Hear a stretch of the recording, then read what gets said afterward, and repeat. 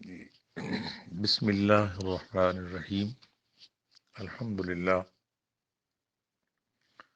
آج جمعرات رمضان المبارک کا 20واں روزہ اللہ کی توفیق سے ہم نے رکھا ہے، اور 14 مئی ہے۔ اللہ تعالیٰ کی خصوصی مہربانی، اس کے خاص فضل و کرم سے اس کی مقدس کتاب قرآن شریف کا سبق پڑھنا نصیب ہو رہا ہے۔ آج سورہ البقرہ کے 9ویں رکوع کی بقیہ آیہ مقدسہ پڑھنے کا شرف حاصل کریں گے۔ اعوذ باللہ من الشیطان الرجیم، میں پناہ مانگتا ہوں اللہ تبارک و تعالی کی شیطان مردود کے شر سے۔ بسم اللہ الرحمن الرحیم، اللہ تعالیٰ کے بابرکت نام سے شروع کرتا ہوں جو بڑا مہربان نہایت رحم فرمانے والا ہے۔ کلام الہی اس طرح ہے، وَمِنْهُمْ أُمِّيُّونَ لَا يَعْلَمُونَ الْكِتَابَ إِلَّا أَمَانِيَّ وَإِنْهُمْ إِلَّا يَظُنُّونَ، اور ان میں کچھ ان پڑھ ہیں جو نہیں مانتے کتاب کو بجز جھوٹی امیدوں کے، اور وہ تو محض وہم و گمان ہی کرتے رہتے۔ فَوَيْلُ الَّذِينَ يَكْتُبُونَ الْكِتَابَ بِأَيْدِيهِمْ، پھر ہلاکت ہو ان کے لیے جو لکھتے ہیں کتاب کو خود اپنے ہاتھوں سے۔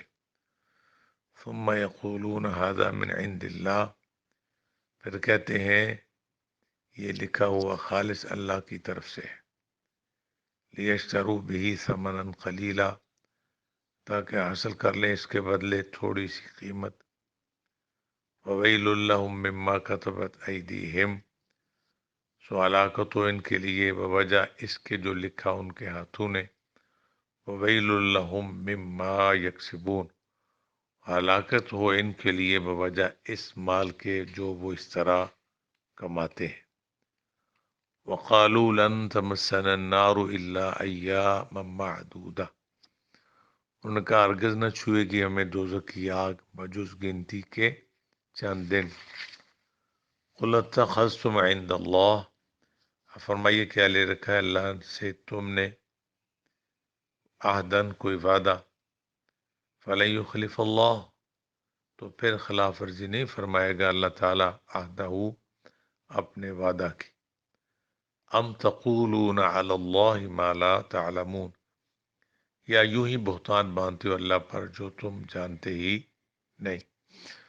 بلا من کسب سیئۃ وحاطت به خطیئته فاولئک اصحاب النار، ہاں ہمارا قانون یہ ہے جس نے جان بوجھ کر برائی کی اور گھیر لیا اس کو اس کی خطا نے، فاولئک اصحاب النار، وہی لوگ دوزخی ہیں۔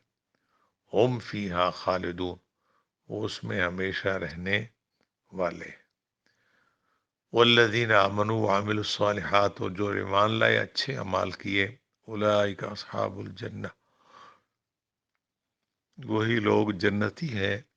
ہم فیہا خالدون، وہ اللہ کی اس جنت میں ہمیشہ رہنے والے۔ سامعین کرام، 9ویں رکوع کی یہ بقیہ آیہ مقدسہ جو آج کے سبق میں ہمیں نصیب ہو رہی ہیں، یہود و نصارہ کا ہی اس میں بیان ہے، بالخصوص یہود کا۔ یہ اپنے آپ کو بڑا خاص سمجھتے تھے کہ ہم پر اللہ تعالیٰ کا عذاب نہیں آئے گا، اور اگر آیا بھی تو ایام معدودہ، چند روز۔ کلام اللہ میں کئی بار اس کا بیان موجود ہے، اور پھر اللہ تبارک و تعالیٰ ارشاد فرماتے ہیں کہو کہ فتمنوا الموت، آگے چل کے آپ پڑھیں گے، تمنا کرو نا ذرا موت کی، آرزو کرو، یعنی اگر تم واقعہ اللہ کے بڑے لاڈلے ہو۔ یاد رکھو اس طرح یہ اپنے آپ کو سمجھتے تھے، ہمارے یہاں بھی کوئی نسلیں، کوئی فیملیاں، کوئی خاندان سمجھتے ہیں کہ ہم کسی پیر صاحب کی اولاد ہے، ہم کوئی مقام بغیر عمل کیے رکھتے ہیں. بڑا افسوس ہوتا ہے ایسی باتیں سن کے. اور ہمارے یہاں نسبت کا مسئلہ بیان کرتے ہوئے اصول کو بعض دفعہ غیر ذمہ دار مقررین صحیح مدرس درجے کے علماء تو ایسی کوتاہی نہیں کرتے. اگر کوئی کرتا ہے تو وہ قابل مذمت ہے، کسی کا کوئی لحاظ نہیں. لحاظ تو اللہ اور اس کے رسول اور اس کے احکامات کا رکھا جائے گا. ویسے ہم دیکھتے ہیں کہ بہت سارے ایسے آستانے قائم ہیں جن میں بڑے لوگ جو جن کا نام لے کے وہ کھاتے ہیں، وہ یقیناً قابل تعظیم اور قابل تحسین لوگ تھے. انہوں نے دین اسلام کی سربلندی کے لیے بڑا کردار ادا کیا، مگر ان کی آنے والی نسلیں ایسا کچھ کیے بغیر اس کا مفت میں بینیفٹ لینا چاہتے ہیں اور ایسے مقررین کو ہائر کر لیتے ہیں. بعض ہمارے پڑھے لکھے علماء بھی دنیاوی ڈالروں اور چند ٹگوں کی خاطر ایسے ایسے کلمات ان کی شان میں بول جاتے ہیں. مجھے بہت یاد ہے چند سال پہلے ایک ایسی ہی دربار پر کوئی کسی پیر کا ختم تھا، تو ہمارے بڑے پڑھے لکھے عالم دین ہیں، انہوں نے ان کو رحمت اللہ علیہ سے بڑھا کر رضی اللہ تعالیٰ عنہ تک لے گئے، جبکہ ان کی اچھی قابلیت ہے. لیکن میں نے آپ کو عرض کیا، علم تھوڑا یا زیادہ ہونا یہ تو جتنی کو محنت کرے گا اتنا مل جائے گا. دیکھنا یہ کہ بندے کے اندر ایمانی غیرت کتنی. یہ اگر دین کی اہمیت نہیں ہے تو پھر علم بھی کس کام کا. تو یہود و نصارہ اس طرح کہتے تھے کہ ہم تو اللہ کے لاڈلے. بعض ان کے یہ خیال تھا کہ ہم پر زیادہ سے زیادہ 40 روز تک عذاب آئے گا. یہ 40 روز وہ سمجھتے تھے جو بچھڑے کی اس کی پوجا کی تھی، اس کی وجہ سے ہم پر، وگرنہ ہم پر عذاب نہیں آئے. تو میں نے آپ کو عرض کیا کہ اللہ تعالیٰ قرآن پاک میں فرماتے کہ انہیں کہو فتمنا والموت، تمنا کرو ذرا موت کی. مثال کے لیے طور پہ آپ کہتے ہیں کہ فلاں منسٹر جو ہے وہ میرا عزیز ہے، فلاں علاقے کا ایس ایچ او میرا اپنا دوست ہے، جاننے والا. یا کوئی کہے چلو ذرا اس کے پاس چلتے ہیں، آؤ ہمارے ساتھ، تمہاری دوستی کا پتہ چل جائے گا. تو اللہ تعالیٰ فرماتے ہیں انہیں کہو نا، کہتے ہیں ہم اللہ کے بڑے لاڈلے، تو انہیں کہو ذرا موت کی تمنا کرو، چلتے ہیں اپنے رب کے پاس. ادھر لفظ قرآن شریف کے لو یعمر یود واحد الف سانہ، الف عربی میں کہتے ہیں 1000 کو، 100 کو. اللہ فرماتے ہیں ان میں سے ہر بندہ 1000 سال کم از کم جینا چاہتا. تو اللہ تعالیٰ ارشاد فرماتے ہیں ان میں کچھ ان پڑھ ہیں جو کتاب کو نہیں جانتے بجز جھوٹی امیدوں کے، وہ تو محض وہم و گمان ہی کرتے رہتے. اس سے پہلے کچھ پڑھے لکھوں کا ذکر آیا، پھر اس کے بعد ان پڑھوں کا. ظاہر ہے جس کو پتہ ہی نہیں وہ کسی اچھی چیز سے بھی اللہ تعالیٰ فرماتا ہے جھوٹی امید لگا کے بیٹھے ہوئے. آگے فرمایا فویل ویل، ان کا لفظ آتا ہے اس کا معنی ہلاکت. اس طرح سورہ ماعون میں آتا ہے فویل للمصلین، ان نمازیوں کے لیے ہلاکت. اللہ فرماتا ہے ہلاکت تو ان کے لیے یکتبون، جو لکھتے ہیں الکتاب، کتاب بے ایدیہم، با میں نے ہوتا ہے ساتھ، ایدیہم ید کہتے ہیں ہاتھ کو، اب خود اپنے ہاتھوں سے. ثم یقولون ھذا من عند اللہ، پھر یہ کہتے ہیں کہ یہ خالص اللہ کی طرف سے ہے. یہ کیوں کہتے ہیں؟ لیشتروا بہ ثمنا قلیلا، تاکہ اس کے بدلے تھوڑے سے دام، تھوڑی سی قیمت حاصل کر لیں. اللہ فرماتا ہے فویل، پھر ہلاکت ہے ان کے لیے جو ان کے ہاتھوں نے لکھا، مما کتبت ایدیہم وویل لہم مما یکسبون، جو لکھا ان کے ہاتھوں نے اور بوجہ ان کے جو انہوں نے مال کمایا، ان کے لیے بربادی. یہ بات پہلے میں عرض کر چکا ہوں کہ یہود و نصارہ پہلی تمام کتابوں میں، 3 کتابیں تو بڑی تھی، تمام صحائف میں بھی ہر پیغمبر کو نبی علیہ الصلوۃ والسلام کے آنے کی خبر ملی تھی. آپ نے قرآن شریف کے وہ کلمات یقیناً سنے ہوں گے. اگر کبھی بھی آپ کسی پڑھی لکھی مجلس میں تشریف فرما ہوئے ہیں تو وَإِذْ أَخَذَ اللَّهُ مِيثَاقَ النَّبِيِّينَ لَمَا آتَيْتُكُم مِّن كِتَابٍ وَحِكْمَةٍ، اللہ تعالیٰ نے ارواح انبیاء کو جمع کر کے فرمایا تھا، نبیوں میں تم سے وعدہ لے رہا ہوں، میں تمہیں کتاب و حکمت یعنی نبوت کے اعلیٰ درجے پر فائز فرما رہا ہوں، اور ثم جاءکم رسول، تم میں سے کسی کے زمانے میں میرا وہ شان والا رسول آ جائے تو لتؤمنن بہ، تم اپنے کلمے چھوڑ کے اس کا کلمہ پڑھ لینا، یعنی ان پر ایمان لے آنا، وَلَتَنْصُرُنَّ بِهِ، اور ان کی مدد کرنا اسلام کی سربلندی کے لیے۔ قال اقررتم واخذتم على ذلكم اسری قالوا اقررنا، یہ آیت اکثر اہل ایمان کی مجلسوں میں پڑھی جاتی ہے اور اس کا مفہوم یاد۔ فرمایا کہ میرا یہ وعدہ، اس اہم بوجھ کو اٹھایا، انہوں نے اقرار کیا، اللہ نے فرمایا گواہ بن جاؤ، قال فشہدوا، ایک دوسرے گواہ، وہ انا معکم من الشاہدین، اور میں بھی گواہوں میں شامل۔ اتنی بڑی بات ارواح انبیاء سے حضور علیہ الصلوۃ والسلام کا تعارف دے دیا۔ آقا پاک علیہ الصلوۃ والسلام نے معراج کی رات مسجد اقصی میں سارے نبیوں کو امامت فرمائی، تو ہر نبی حضور کا تعارف دیتے رہے، اور ہر کتاب میں رسول پاک صلی اللہ علیہ وسلم کا بڑے خوبصورت لفظوں میں تذکرہ آپ پہلے سن چکے ہیں، پڑھ چکے ہیں۔ تو وہ اس طرح نہیں کرتے تھے، اس کو بدل دیتے تھے اور پھر کہتے تھے یہ جو ہم نے لکھا ہے یہ اللہ کی طرف سے۔ اللہ فرماتے ہیں ان کے لکھنے پہ بھی ہلاکت ہے اور ان کی کمائی پہ بھی ہلاکت ہے۔ وَوَيْلٌ لَّهُم مِّمَّا كَتَبَتْ أَيْدِيهِمْ وَوَيْلٌ لَّهُم مِّمَّا يَكْسِبُونَ، ہلاکت ان کی، یہ سب ان کی بربادی کا سامان ہے، کیونکہ وہ اللہ کے کلام میں تغیر و تبدل کے عادی ہو گئے تھے، محض دنیاوی چاہو جلال کے، تاکہ اگر صحیح تورات و انجیل لوگ پڑھیں گے تو فوراً سے پہلے نبی آخر الزمان کا کلمہ پڑھ کے با ایمان ہو جائیں گے، تو اس کا وہ اپنی مرضی کے رستے بناتے رہتے، اور کہتے وقالو، اور کہتے تھے لن، یہ لامنون آپ پڑھ چکے ہیں نفی تاکید کے لیے، تمسن النار، مس کا منع ہوتا ہے چھونا، ہرگز نہیں چھوئے گی النار آگ، الا مگر ایام معدودہ، کہتے تھے ہمیں تو آگ نے ابر چھونا ہی نہیں۔ جیسے میں نے پہلے عرض کیا، اگر آگ لگی بھی ہمیں ایام معدودہ، گنتی کے چند دن، تو میں نے آپ کو پہلے عرض کیا ان کا خیال تھا کہ 40 دن سے زیادہ ہمیں عذاب نہیں ہوگا۔ قل، اللہ فرماتا آپ نے فرمائی اتخذتم عند اللہ عہدا، اے اس طرح کی باتیں کرنے والوں کہ اللہ تعالیٰ سے تم نے کوئی وعدہ لیا، اگر تو وعدہ لیا فلن یخلف اللہ عہدا، اللہ کی شان ہے، اللہ اپنے وعدے کے خلاف نہیں فرماتا۔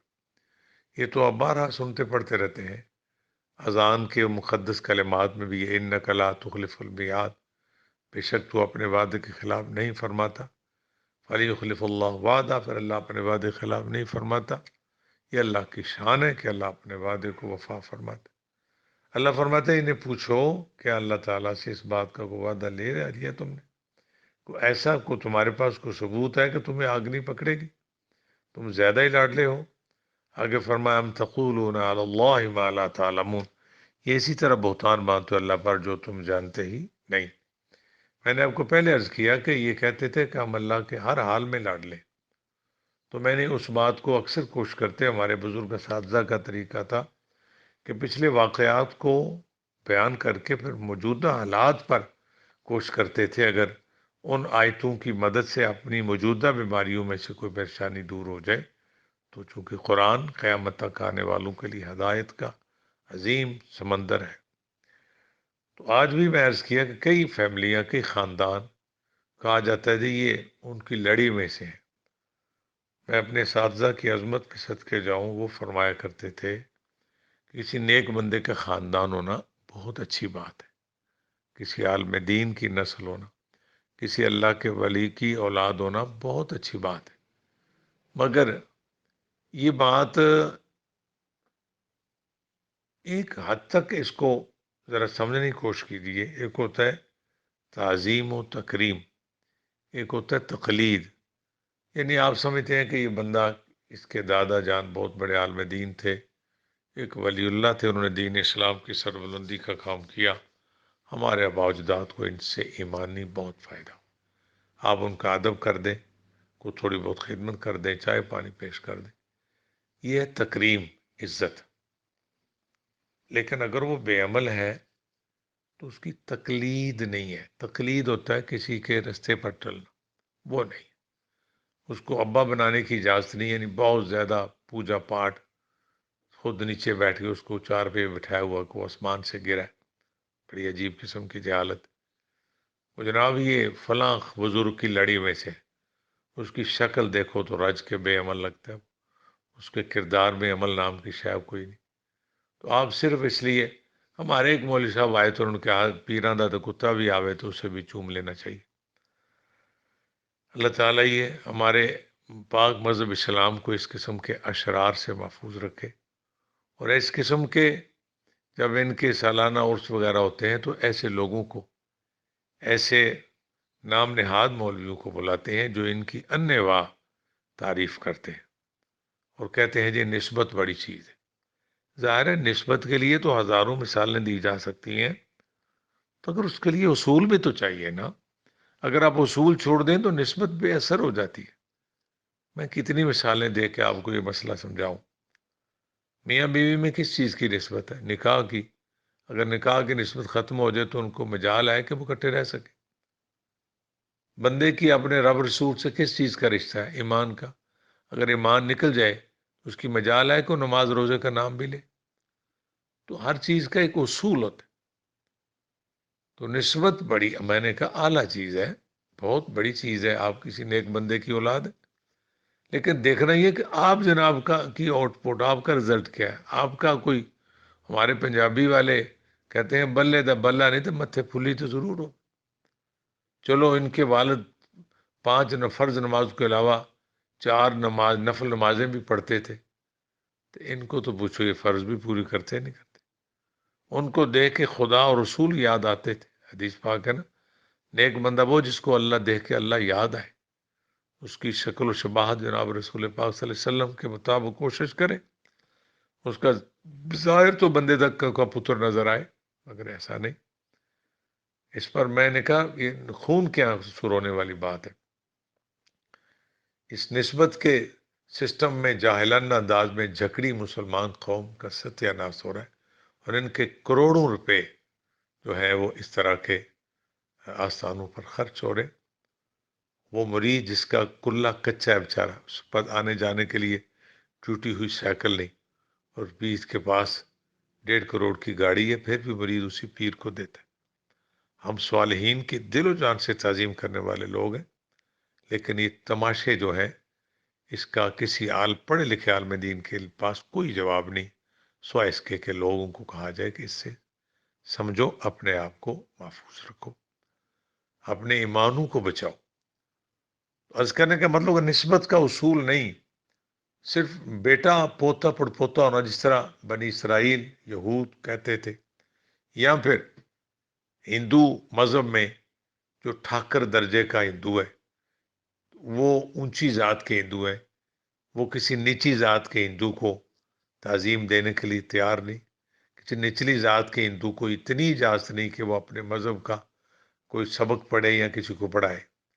تو مسلمان میں تو یہ نہیں، مسلمان کو تو نسل پرستی سے روکا گیا۔ سادات کی عزت تعظیم دل و جان سے کرتے ہیں، خاندان رسالت ہے۔ کیا وہ عمل سے مبر ہے؟ بتاؤ اگر کوئی دلیل ہے۔ خاندان رسول کو یہ نہیں اجازت کہ وہ نماز پڑھے، یا ان کو بھی نماز دین کی ضرورت ہے؟ ہرگز نہیں، ان کو نماز کی ضرورت ہے، بس کہ وہ ہم سے زیادہ پابندی کریں۔ ان کا اٹھن بیٹھنا رسول اللہ کی سنت کے مطابق ہو تو وہ تو نور علی نور ہے۔ مگر جب وہ سید زیادہ ہو کے معاشرے میں اس کا کردار کسی بدمعاش زیادہ کی طرح ہے، یا اور کوئی خواستیں کو باتیں پھیلاتا ہے، تو وہ بالکل وہ قابل تقلید نہیں رہ گیا۔ اس کو کہہ دیں کہ شاہ جی آپ توبہ کر کے اپنے پاک رسول کے رستے پر چلے، مگر نہ آپ کی ہمارے نزدیک کیا حیثیت، تاکہ وہ بھی عمل کی طرف آئے۔ عمل کا احساس دلانا بہت ضروری۔ تو بات یہ کہنے لگا، اگر نسبت کا اصول کوئی نہیں، انواع نسبت ہے، جس طرح ہمارے اکثر آستانوں پہ ہو رہا ہے، جی ساڈے وڈیاں بچوں کو نیک ہو گزرے، ساڈے دادے دے دادے دا دادا اگوں کوئی انہیں کندھ ٹوری سی، اج والے اس بھانگ پین والے کو کھوتے نہیں ٹردی۔ تو اس طرح کی جاہلانہ جو باتیں ہیں، اسلام کی تعلیم میں اس میں کوئی گنجائش نہیں۔ قرآن شریف سورہ الحجرات کی وہ آیتیں موجود ہیں، اللہ فرماتے ہیں یا ایھا الناس انا خلقناکم من ذکر و انثی وجعلناکم شعوبا وقبائل لتعارفوا، قبیلے تعارف کے لیے، ان کے لیے یہ تعارف ہے فلاں نسل میں سے فلاں اولاد میں سے۔ یا اللہ مسئلہ تعارف کا نہیں، مسئلہ تو ہے اونچ نیچ کا، تیری پاک بارگاہ میں اونچا کون ہے؟ تو قرآن کے پاکیزہ کلمات ہیں ان اکرمکم عند اللہ اتقاکم، بے شک اللہ کے نزدیک تکریم کے لائق وہی ہے جو اللہ سے زیادہ ڈرتا ہے۔ سمجھ آ رہی؟ وگرنہ یہود و نصارہ ہمیشہ کے لیے محترم رہیں گے، وگرنہ ٹھاکر نسل کے ہندو ہمیشہ کے لیے محترم رہیں گے، وگرنہ مسلمانوں کی چند نسلیں جو پیروں کی نسل ہیں یہ بغیر کچھ کیے با جناب ان کو چومتے رہو، ان کا کردار نہ دیکھو، بس ان کی نسبت دیکھو۔ اگر میرے بھائی میرے عزیز نسبت کے لیے اصول کوئی نہیں تو کل ذرا دلیر ہو جاؤ، اصول سمجھو نا۔ مخلوق میں انسان افضل ہے، انسانوں میں مسلمان افضل ہے، مسلمانوں میں نیک لوگ افضل ہیں، نیک لوگوں میں اولیاء اللہ، اللہ کے مقرب لوگ افضل ہیں، جیسے درجہ ہے ان میں آل پاک، حضور کی آل پاک افضل ہے، اصحابہ پاک افضل ہے، ان کے بعد نبی افضل ہے، پھر رسول افضل ہے۔ سب سے بڑا رتبہ تو نبی اور رسولوں کا ہوا نا۔ تو پھر جناب والا اگر نسبت ہی سارا کچھ ہے، عمل نام کی شے کوئی نہیں، تو پھر آج کوئی ہندو، یہودی، عیسائی، کسی دوسرے مذہب کا بندہ کہتا ہے او مسلمانوں، ہم نے سنا ہے کہ آپ نسبت کو بغیر اصول کے، بغیر کسی عمل کے نسبت کو ہم یہ دیتے ہیں، تو ادھر آؤ، آپ تو ولیوں کے پوتے پڑ پوتوں کو چاٹتے ہیں، تو ہم تو نبیوں کی اولاد، آؤ کہ ہمیں بھی چومو۔ آپ کہیں گے جناب آپ تو ہندو ہیں، غیر مسلم ہیں۔ نہیں نہیں، چھوڑو، ہم ایک پیغمبر کی اولاد ہیں۔ آپ کو پتا ہے کہ ہندو کہہ سکتا ہے کہ نہیں میں پیغمبر کی اولاد، سکھ کہہ سکتا ہے کہ نہیں میں نبی آدم علیہ السلام کی اولاد، بے شک وہ انہیں کی اولاد، ان کی تعظیم کرو، کیوں نہیں کرتے؟ اور جی اسی تے نسبت نو لڑی نو تکنا ہے، اسی انہاں وال نہیں تکنا۔ استغفر اللہ۔ پھر مثالیں دیتے ہیں، گھوڑیا تیرا نہیں منہ ماردا تیرے سوار دا ماردا۔ اور اگر کچھ پیر کا کوئی پوترا ہے تو بڑی اچھی بات ہے، انہوں آکھو بندیا وہ اپنے وڈیاں دے رستے تے چل، اپنا چہرہ ان جیسا بنا، نمازی بن، حضور کا دین سیکھ، لوگوں کے عقیدے ایمان بچا، تو وہ قابل تعظیم ہے۔ اس کو میں نے کہا نور علی نور ہے، اس کو تو ڈبل عزت کا حقدار ہے۔ اگر ایسا نہیں ہے تو پھر وہ عام انسان کی طرح ہے۔ اس میں اگر تاریخ کو کھولیں تو آپ کو بڑے اسباق ملتے ہیں۔ یہ جو کربلا کے اندر میدمار کا پیش آیا تھا، آج دنیا میں کوئی مولوی کا بچہ ہے، کوئی پیر کا بچہ ہے جو حضرت امام علی مقام امام حسین راکب دوش مصطفیٰ، وہ مقدس امام حسین جنہوں نے حضرت سیدہ طیبہ طاہرہ راکیہ عابدہ ساجدہ سیدہ فاطمہ رضی اللہ عنہا کا مقدس دودھ پیا، جو حضرت علی المرتضیٰ شیر خدا مولا مشکل کشا رضی اللہ عنہ ہو کے نور نظر تھے، حضور کے نواسے تھے، ان سے بڑا بھی کوئی عالم ہے تو کوئی ہے کہ دنیا میں کوئی جرت کرو کہ ان سے کوئی بندہ کہے کہ انہوں نے بڑا کوئی سیانا عالم ہے جو نسبت کا مسئلہ جانتا ہے؟ امام حسین رضی اللہ عنہ نے حضور کی زبان مقدس کی گٹھی جن کو ملی تھی، جو مور نبوت میں کھیلتے رہے، جو حضور کے کندھے پاک پر سواری کرتے رہے، جن کا لقب ہے راکب دوش مصطفیٰ، ان کی عظمت بیان کرو تو بڑا وسیع ٹائم چاہیے، ہمارا علم جواب دے جائے گا ان کی عظمت اس سے بھی زیادہ۔ حضرت امام حسین نہیں جانتے تھے کہ یزید کس کا بیٹا ہے؟ کہ حضرت امیر معاویہ صحابی رسول نہیں ہے؟ آج کل تو مختلف بحثیں چھڑی ہیں، ہم اس بحث میں نہیں پڑھتے۔ حضرت امیر معاویہ رضی اللہ عنہ کی بے ادبی ہرگز جائز نہیں، پر یزید کو جتنے جوتے مارو اتنا ثواب۔ یہ ہر قسم کا لتر اس کو مارو، اس کے کردار پر، اس نے جو ظلم کیا تھا کربلا میں، قیامت تک کوئی مسلمان اس کو کیسے بھولے گا؟ پر امیر معاویہ رضی اللہ عنہ صحابی رسول ہیں، ان کی بے ادبی کسی بھی اعتبار سے کسی کو اجازت نہیں ہے۔ چونکہ حضرت امیر معاویہ رضی اللہ کو حضرت امام حسن نے تسلیم کیا، کسی کی مجال ہے جو حضرت امام حسن جیسا عالم ہو؟ ان سے زیادہ بھی دین کو سمجھے، انہوں نے اس کو سرٹیفکیٹ دیا تھا۔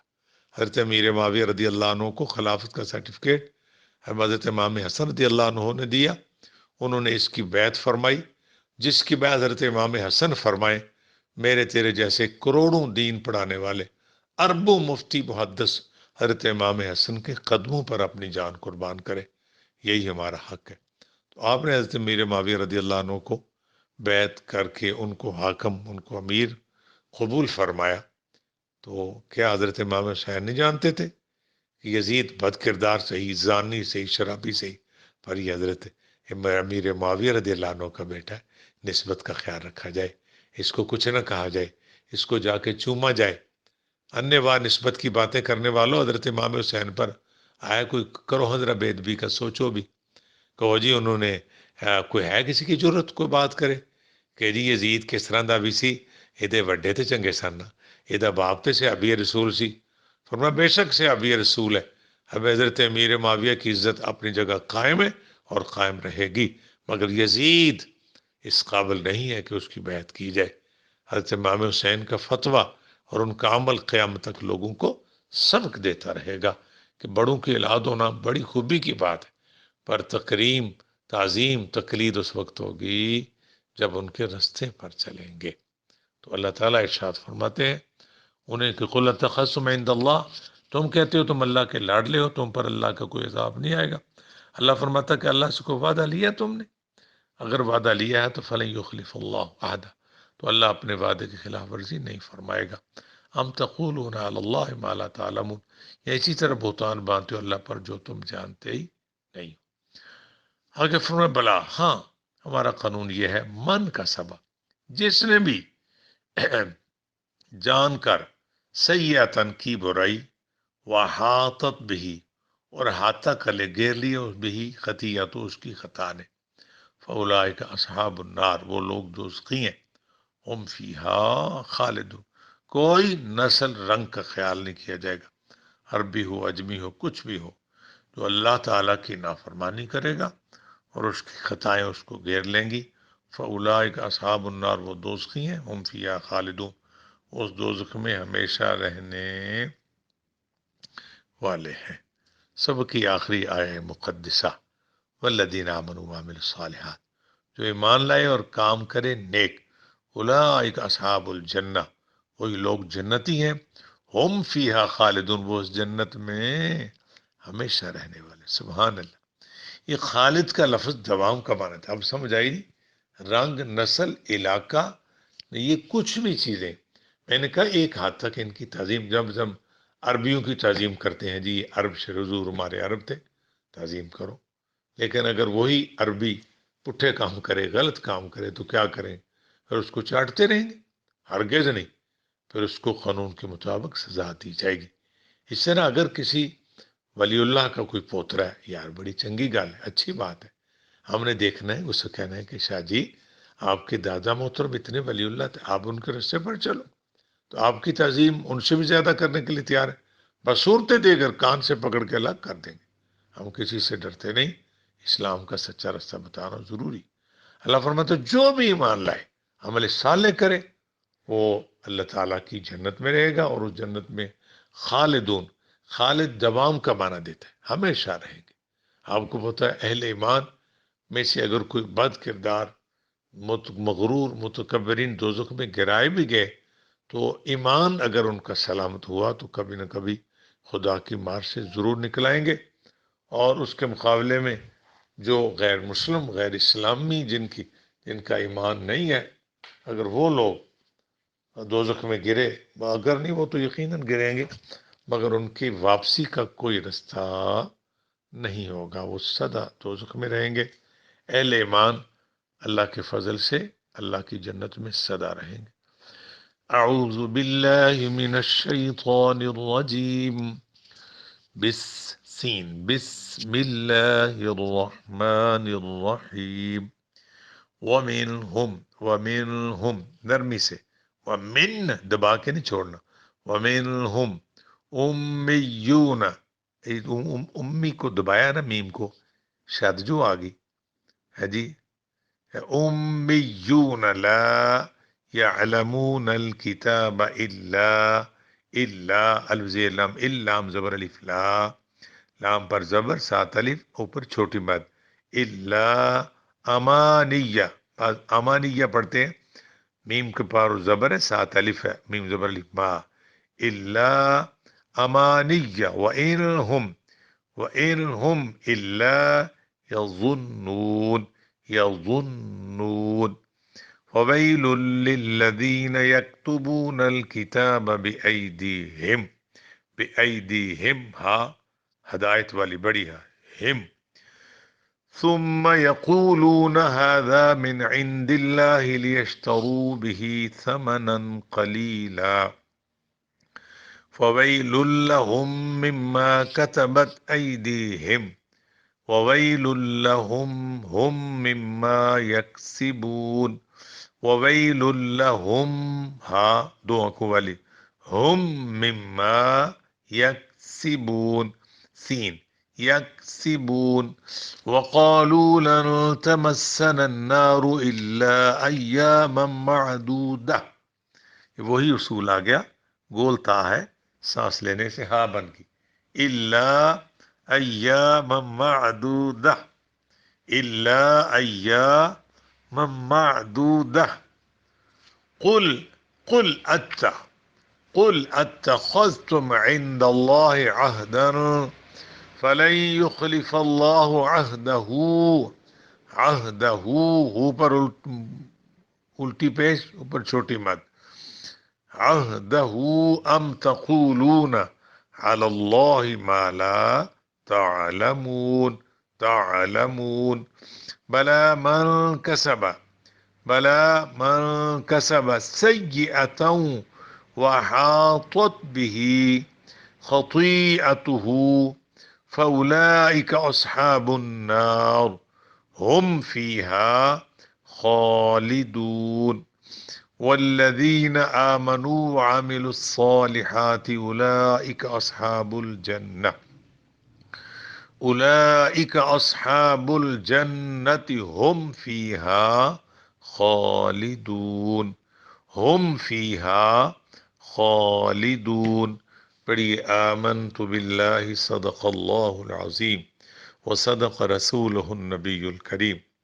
اللہ رب العالمین وحدہ لا شریک ارحم الراحمین، خدایا تیرا شکر، کروڑا احسانات، صبح کی سہانی گھڑیوں میں کلام اللہ قرآن شریف کے پاکیزہ کلمات، قرآن شریف کا سبق پڑھنا نصیب ہوا، قبول فرما لے۔ اس کے لفظوں کو صحیح کرنے کی کوشش کرتے، اس کا ترجمہ اور مختصر تشریح کے لیے عاجزانہ کوشش ہے، اس کے اگر کہیں کو زیر زبر کا فرق ہوا تو معافی عطا فرما۔ تیری مقتدر بارگاہ میں اس کا جو مرتبہ مقام ثواب ہے جناب رسول پاک علیہ الصلوۃ والسلام کو عطا فرما۔ حضور علیہ الصلوۃ والسلام کے توسل پاک سے انبیاء و صلحاء و شہداء، امت کے تمام نیکوکار لوگوں کو اس کا ثواب اور ان کے درجے بلند فرما، اور جو با ایمان گناہگار تیری دنیا سے گئے ان کی بخشش فرما۔ بالخصوص یہ ثواب میرے ماں باپ کو، میرے معزز اساتذہ، میرے سسرال، تیرے ہر وہ بندے جس نے مجھ نصیز پر کوئی نیکی فرمائی اور آج تیری دنیا میں وہ نہیں ہے، اگر وہ با ایمان فوت ہوا ہے تو ان سب کو اس کا ثواب، ان سب کی بخشش فرما۔ جنہوں نے ہمیں دین دنیا کے اسباق پڑھائے، ان میں جو غیر مسلم تھے اللہ تعالیٰ ان کی نسلوں کو ایمان دے دے، جو ایماندار تھے اللہ ان کی بخشش فرما۔ یہ پاکیزہ عمل تا دم آخر جاری رکھنے کی توفیق دے۔ ہم قرآن شریف کے طالب علم ہونے کا رتبہ یہ عاجزانہ مقام رکھتے ہیں، اے خدایا زندگی کے آخری روز بھی قرآن پاک پڑھنا نصیب ہو۔ اللہ تعالیٰ تیرے لیے مشکل نہیں کرو فرما۔ یہ موجودہ لاک ڈاؤن کا جو ماحول ہے، پورے جہان میں، پوری دنیا میں زندگی جامد ہو کے اور عجیب صورت اختیار کر چکی ہے، یا اللہ خیر و برکت فرما۔ یہ وائرس یہ بیماری قدرتی ہے، یہ خود ساختہ ہے، ہم اس کے بارے میں کوئی بھی بات کریں گے تو بے مقصد ہو جائے گی۔ ہر صورت تیرے بندے پریشان ہیں، یا اللہ اس پریشانی کو دور فرما، اس کا غیبی حل فرما، غیبی مدد فرما، ہر انسان کو اس بیماری سے محفوظ فرما۔ یا اللہ ماہ رمضان شریف کہ آج 20واں روزہ، آج تیرے بندے بعد اثر اعتکاف بیٹھ جائیں گے گھروں میں، تیری بندیاں یا اللہ ان کا سب کا جنہوں نے اعتکاف کا ارادہ کیا قبول فرما، اور جو بغیر کسی وجہ کے اعتکاف نہیں کرتے ان کو اس کا شوق عطا فرما۔ یا اللہ خیر و برکت فرما، بیماروں کو شفا دے۔ کچھ دوستوں نے کال کی تھی کہ اولاد کے لیے اللہ ہر بے اولاد مسلمان کو اولاد صالح عطا فرما، ہر مسلمان کی اولاد کو اس کے حق میں نیک بنا، بچوں کو نماز اور قرآن شریف کا شوق عطا فرما، ہر مسلمان کی اولاد اس کے لیے باعث فخر ہو، باعث بخشش ہو، قیامت تک ہماری نسلوں میں کوئی بے دین گمراہ بد مذہب بے ادب نہ پیدا ہو۔ یقیناً اس کے لیے اولاد کا دھیان رکھنا پڑے گا کہ میرے بچے کی دوستی کس بندے کے ساتھ ہے، اس کا عقیدہ ایمان کیا ہے، میرے بچے کے بیگ اور اس کے روم میں کس طرح کی کتابیں رسالے پڑھے۔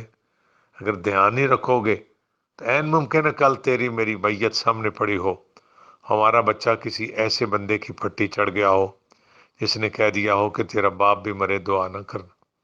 تو میرے عزیزوں، اپنی نسلوں کا خیال، باقی ضروریات پوری کرتے ہو تو ان کے ایمان کا پورا چوکیدارہ کرو۔ ان کا اٹھنا بیٹھنا کن لوگوں سے ہے؟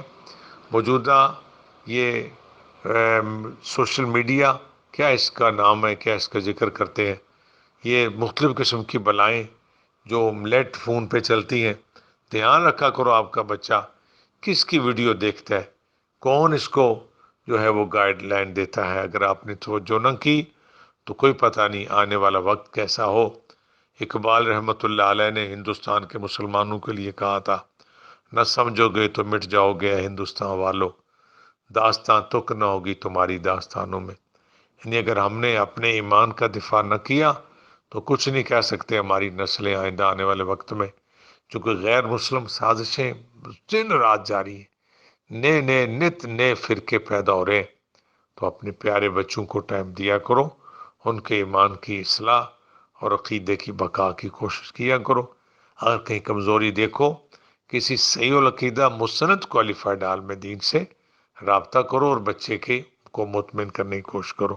اگر مجھ نچیز کو اس قابل سمجھے تو نوکر کی تے نخرہ کی میری جو حیثیت ہے میں حاضر ہوں تادم آخر، جو مجھ سے آسان صحیح بات کر سکا تو میں آپ کے لیے میرے لیے اعزاز ہوگا۔ اللہ ہمارے ایمان اور ہماری جانیں، ہماری عزت آبرو ہمیشہ سلامت رہے۔ جو مانگا ہے عطا فرما، جو نہیں مانگے بن مانگے عطا فرما۔ صلی اللہ تعالی علی رسول خیر خلقہ محمد وآلہ وصحبہ اجمعین برحمتک یا ارحم الراحمین۔